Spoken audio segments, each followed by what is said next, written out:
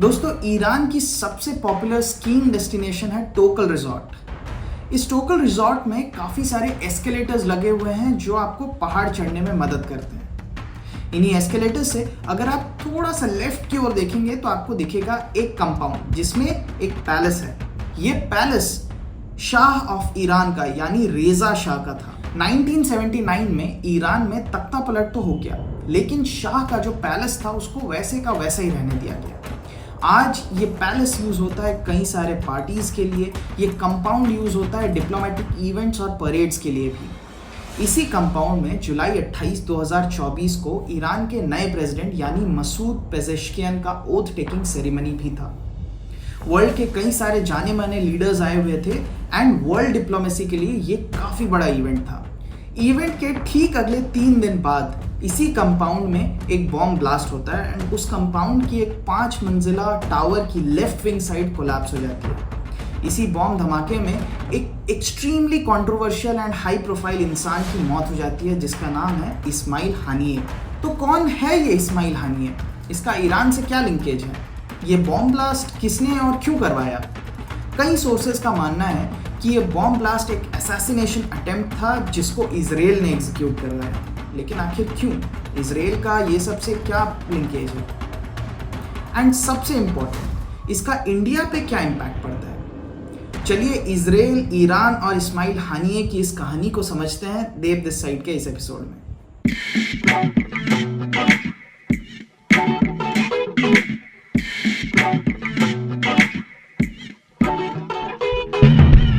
दोस्तों, इस्माइल हानिये जैसा कि मैंने आपको बताया कि एक एक्सट्रीमली हाई प्रोफाइल इंसान है। वो इसीलिए है क्योंकि ये हमास के चीफ हैं। दोस्तों, इस वीडियो में ना सिर्फ हम हानिये के बारे में समझेंगे बट ज़्यादा ये समझने की कोशिश करेंगे कि इजराइल और हमास के बीच आखिर प्रॉब्लम्स क्या हैं। इजराइल एज अ स्टेट, इसकी बात उठी थी 1900s में एंड इसकी ज़रूरत इसीलिए भी थी क्योंकि पूरे यूरोप में कई सालों तक जूविश लोगों को बहुत सारा डिस्क्रिमिनेशन, हेट और एट्रोसिटीज सहन करना पड़ा। एंड इसी की वजह से जूविश लोग कहीं भी एक जगह रुक नहीं पाते थे एंड ग्रो नहीं कर पाते थे। ये सब तो चल ही रहा था, लेकिन इसके बाद आता है हिटलर का होलोकॉस्ट इवेंट। होलोकॉस्ट यानी वर्ल्ड वॉर 2 के दौरान जब हिटलर ने पूरे जूविश कम्युनिटी पे जेनोसाइड अटेम्प्ट किया।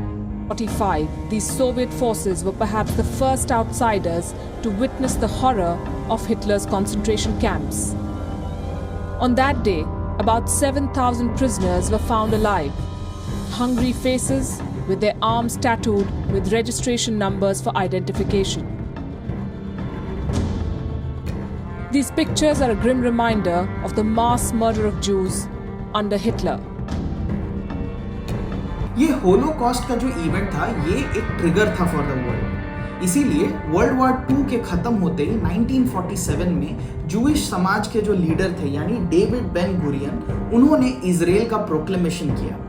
हैरी ट्रूमन जो कि यूएस के प्रेसिडेंट थे, उन्होंने इस चीज़ को रिकग्नाइज भी किया। एंड सिंस जेरूसलम का जो एरिया है वो जूइश लोगों के लिए भी काफ़ी सारा इम्पोर्टेंस रखता है, इसीलिए पैलेस्टाइन के स्टेट को डिवाइड करके बना इजराइल। इसके बाद अरब स्टेट्स और इजराइल के बीच 2 काफ़ी इंपॉर्टेंट वॉर्स लड़ी जाती हैं। 1967 का 6 डे वॉर एंड 1973 का यॉम किपुर वॉर, जो कि दोनों इजराइल जीत जाती है। अब इसके बाद इजराइल के पास उस पूरे रीजन में काफ़ी ज़्यादा डोमिनेंस एंड पावर आ गया था।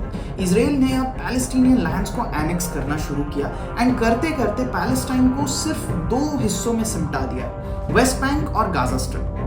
वेस्ट बैंक को कंट्रोल करती है पैलेस्टीनियन अथॉरिटी और गाजा स्ट्रिप को कंट्रोल करती है हमास। वेस्ट बैंक एक बहुत शांत इलाका है। यहाँ पैलेस्टीनियन अथॉरिटी बिलीव करती है बायलैटरल टॉक्स एंड ट्रूस में, जबकि गाजा स्ट्रिप एक काफ़ी एग्रेसिव एरिया है जहाँ हमास बिलीव करती है इंडिपेंडेंस थ्रू फोर्स में। हमास ने कई बार इजराइल के ऊपर अटैक्स किए। मिसाइल लॉन्च करना तो उनके लिए आम बात हो गया था, लेकिन अल अक्सा मॉस्क के इशू के बाद हमास काफ़ी ज़्यादा वायलेंट हो गया था। 2022 में तो ये लड़ाई सिर्फ 11 दिन में ख़त्म हो गई थी, लेकिन मई 2024 में हमास ने फिर से इजराइल के ऊपर अटैक लॉन्च किया एंड ये लड़ाई आज तक चल रही है। लेकिन इन सब में ईरान का क्या रोल है? दोस्तों, ईरान पूरे मिडिल ईस्ट में एक प्रॉक्सी पावर के रूप में काम करता है, यानी कहीं भी लड़ाई लगे ईरान किसी एक ग्रुप की मदद करता है। फॉर एग्जाम्पल, सीरिया में बशर अल असद की सरकार, यमन में हूती, लेबनान में हिजबुल्ला और पैलेस्टाइन में हमास। इस पूरे यूनियन को बोला जाता है Iran's axis of resistance. And middle east में कहीं भी कोई भी लड़ाई लगता है, इन्हीं ग्रुप्स की वजह से ईरान का इन्फ्लुएंस उस रीजन में एंड उस लड़ाई में बने रहता है।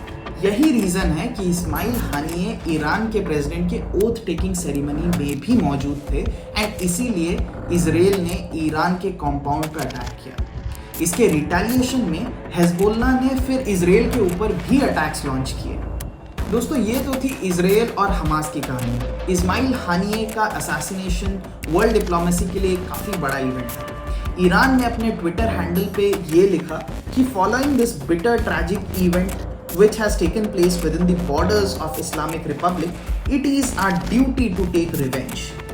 तो आपको क्या लगता है, अब ईरान इजराइल के साथ फुल फ्लेजेड वॉर में जाएगा? दोस्तों, मेरे हिसाब से तो ईरान अभी वॉर अफोर्ड नहीं कर सकता, स्पेशली ऐसे सिचुएशन में जब उनके खुद के देश की हालत ठीक नहीं है। वुमेन राइट्स के लिए हर जगह जोर शोर से प्रोटेस्ट शुरू हो चुके हैं, इकोनॉमी की हालत ठीक नहीं है, करेंसी का वैल्यू दिन ब दिन कम हो रहा है, इन्फ्लेशन सर चढ़ के बोल रहा है, जॉब्स नहीं है एंड ईरान का सपोर्ट पूरे मिडिल ईस्ट में कोई भी सुन्नी नेशन नहीं करता है। ऐसे में अगर वॉर शुरू कर देता है ईरान, तो इसको कंटिन्यू करने के लिए ईरान के पास 2 महीने का फंड भी नहीं है। ऐसे में ईरान इजराइल के ऊपर छोटी मोटी अटैक्स करवा सकता है अपने यूनियंस के थ्रू, जैसे हिजबुल्लाह ने अभी किया, लेकिन वॉर नहीं होगा। अब हमास की बात करें तो याह्या सिनवार हमास के नए चीफ हैं। पूरा हमास का ग्रुप अब रीग्रुप होगा और स्ट्रैटेजीज प्लान करेगा for an attack. Israel on the other hand as usual इस अटैक को क्लेम नहीं कर रहा है एंड इजराइल ने इस पूरे मुद्दे पे चुप्पी साधी हुई है। आगे क्या होगा ये तो वक्त ही बताएगा, लेकिन इंडिया का इस पूरे मुद्दे पे क्या स्टैंड रहेगा ये देखना काफ़ी इंटरेस्टिंग रहेगा। इंडिया आखिर किसको सपोर्ट करेगा, इजराइल को कि पैलेस्टीनियन रेजिस्टेंस को? एंड सिंस दोनों के रिलेशंस इंडिया के साथ काफ़ी ज़्यादा अच्छे हैं, इसीलिए इस मुद्दे के बारे में हमें जानना ज़रूरी है। दोस्तों, ये तो थी इजराइल, ईरान और हानिये की कहानी। ऐसे ही हर हफ्ते I will be back with many more such geopolitical issues और कई और कहानियाँ। So make sure you have hit the subscribe button and press the bell icon so that you never miss such brood stories from all over the globe. See you soon next week. Till then, stay happy, stay diplomatic. Peace.